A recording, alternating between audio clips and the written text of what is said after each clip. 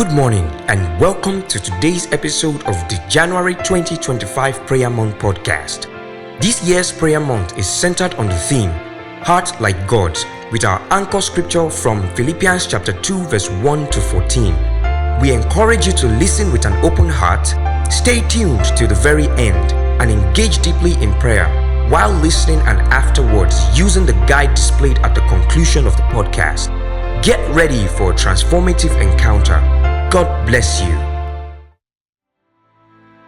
Good morning and welcome to the 8th of our January prayer month.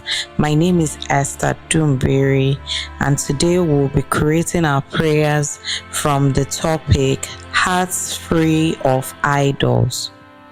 You may be quick to tune out because you feel this isn't a prayer that affects you. But wait, and let's reevaluate what it means to possess a heart free of idols. Generally, when we hear the word idol, we think about statues or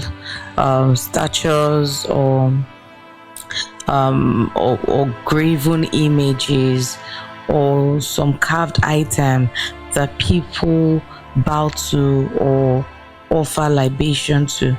But permit me to point your attention to another perspective. From the fall, the heart of man experienced a damage so great, it began to crave for things that its wisdom could paint up. Man lost the ability to solely depend on God for direction, for guidance, or even counsel.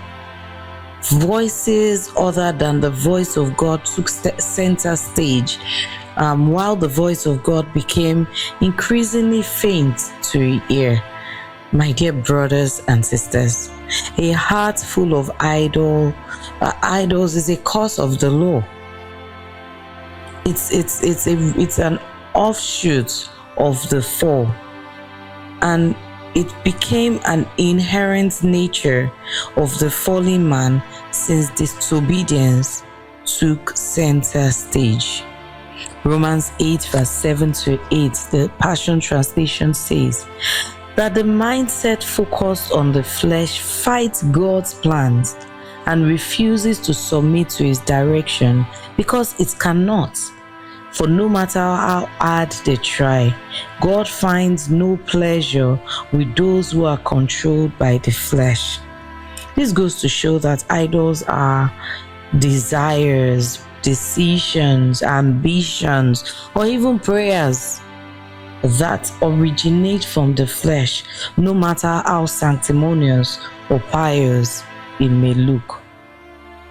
There are two major things I would want you to take from the things I have shared so far. Number one, every man, woman born of a woman is subject to one of the offshoots of the curse of the law, which is a heart full of idols. Number two, idols are desires, they are decisions, they are ambitions, anything that you do or you set your mind to accomplish that originates from the flesh, regardless of how pious it looks. So this is why we need a regular purging of our hearts. As believers, it is absolutely essential. Ezekiel 14:4 Amplified Classic says that every man of the house of Israel who takes his idols of self-will and unsubmissiveness into his heart and puts the stumbling block of his iniquity, idols of silver and gold, before his face, and yet comes to the prophets to inquire of him, I, the Lord, will answer him according to the multitude of his idols. See, God detests idolatry. Anything that is fooled by what you see or know, that is fooled by the things you can achieve or you can deduce from your five senses, is idolatry. It stands against the counsel of God as you proceed in life. Psalm 15 and Psalm 24 shows us a sharp picture of what a heart free of idols look like. Do you want to abide in God's tabernacle? Is your desire to dwell in His holy hill? Then this is a good time to pray. Starting from the things that have the semblance of service to God, to even the ones that are obvious idols. For example, Ephesians 5:5 calls a covetous person an idolater. Let's begin to dethrone everything that has taken our hearts from God. Everything that we have turned to based on the things we could deduce from our senses of sight and sounds, the things that we can touch. Let's begin to ask that God will place a finger on all our desires, our decisions, ambitions, or even service to God that originates from the flesh.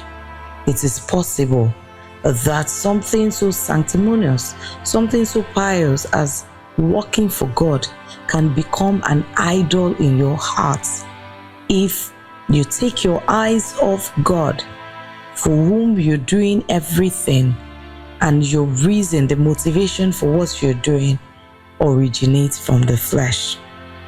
You also want to ask God to deliver you from the lust that plagued the heart of the fallen man and help you to constantly place your heart before Him as a living sacrifice.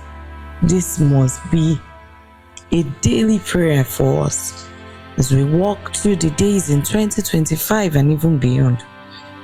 You want to constantly audit your heart and say, God, anything that constitutes an idol in my heart, put a finger on it, shine your light upon it, and grant me the grace to audit my heart regularly so that nothing will take your place in my life.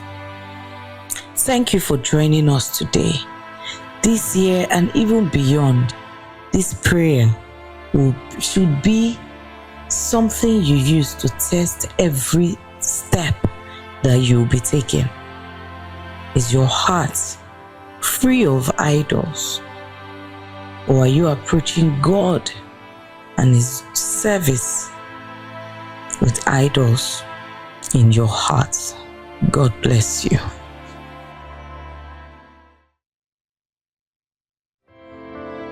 Thank you for joining today's episode. Stay prayerful, stay expectant, and let God shape your heart to be more like His. See you tomorrow, and God bless you.